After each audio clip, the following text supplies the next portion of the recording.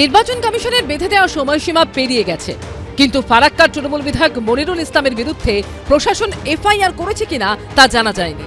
এরই সঙ্গে রাজ্যের মুখ্য সচিবকে কমিশন চিঠি দেওয়ার পরও 4 নির্বাচনী অফিসারের বিরুদ্ধে এখনো কোনো ব্যবস্থা নেয়নি সরকার। এখন প্রশ্ন উঠছে, শনিবারের মধ্যে কি কোনো ব্যবস্থা নেবে তারা, নাকি কমিশনের সঙ্গে সরকারের সংঘাত আরো চরমে উঠবে? এখানে সংবিধান বলে কিছু নেই, এখানে 355 বা 356 এখানে আনতেই হবে। নির্বাচন কমিশনকে না জানিয়ে বিভাগীয় সিদ্ধান্ত। রাজ্যের 4 নির্বাচনী অফিসারের বিরুদ্ধে নেওয়া সিদ্ধান্তকে অবৈধ ঘোষণা করে মুখ্য সচিবকে চিঠি দিয়েছে নির্বাচন কমিশন।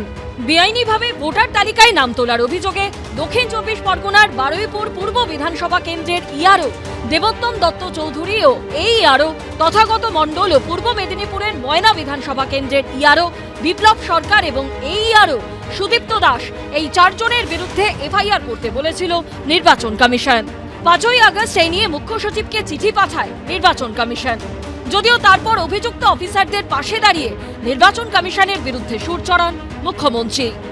কালকে আমার 2 জন অফিসারকে নোটিশ পাঠানো হয়েছে কিনা তাকে সাসপেন্ড করা হলো। আমরা বলি তোমার ইলেকশন এখন ডিক্লেয়ার হয়েছে, কোন আইনের বলে তুমি নোটিশ পাঠিয়ে দিচ্ছ? ইলেকশনের অনেক দেরি আছে, 8 মাস দেরি আছে, এখন থেকে সাসপেন্ড করতে শুরু করেছেন হরিদাস সব, কৃতদাস সব। তারপর 8ই আগস্ট অভিযুক্তদের বিরুদ্ধে ব্যবস্থা নেবার জন্য সময় বেঁধে দিয়ে চিঠি দেয় নির্বাচন কমিশন। তাতেও কাজ না হওয়ায় দিল্লিতে ডাকা হয় তৎকালীন মুখ্য সচিব মনোজ পান্তকে। টানাপোড়েন সেখানেও থামেনি।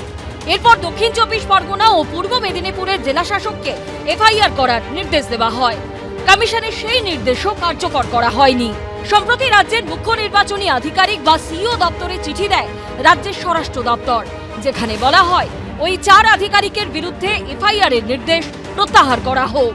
লঘু অপরাধে এত বড় শাস্তি দেওয়া ঠিক নয়। সিইও দপ্তর থেকে সেই চিঠি জাতীয় নির্বাচন কমিশনের দপ্তরে পাঠানো হয়। তারই প্রেক্ষিতে এবার মুখ্য সচিবকে জাতীয় নির্বাচন কমিশনের এই চিঠি, যেখানে বলা হয়েছে 4 নির্বাচনী অফিসারের বিরুদ্ধে নেওয়া বিভাগীয় সিদ্ধান্ত অবৈধ। নিয়ম অনুযায়ী বিভাগীয় সিদ্ধান্ত চূড়ান্ত করার আগে নির্বাচন কমিশনের সঙ্গে পরামর্শ করা বাধ্যতামূলক। এক্ষেত্রে তা করা হয়নি। সংশ্লিষ্ট কর্তৃপক্ষ নির্বাচন কমিশনের সঙ্গে পরামর্শ না করেই সিদ্ধান্ত নিয়েছে।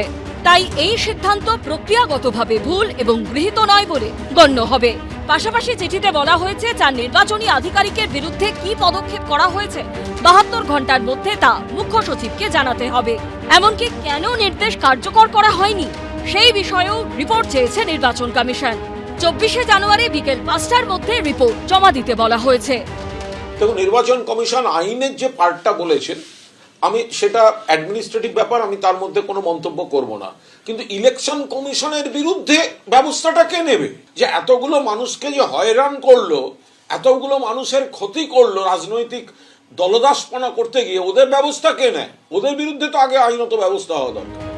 ভোটের আগে কি রাজ্য সরকার ও নির্বাচন কমিশনের সংঘাত আরো বাড়বে? রুমা পাল, প্রতীপ ভট্টাচার্য ও কৃষ্ণেন্দু অধিকারীর রিপোর্ট, এবিপি আনন্দ। এবিপি আনন্দ, এগিয়ে থাকে, এগিয়ে রাখে।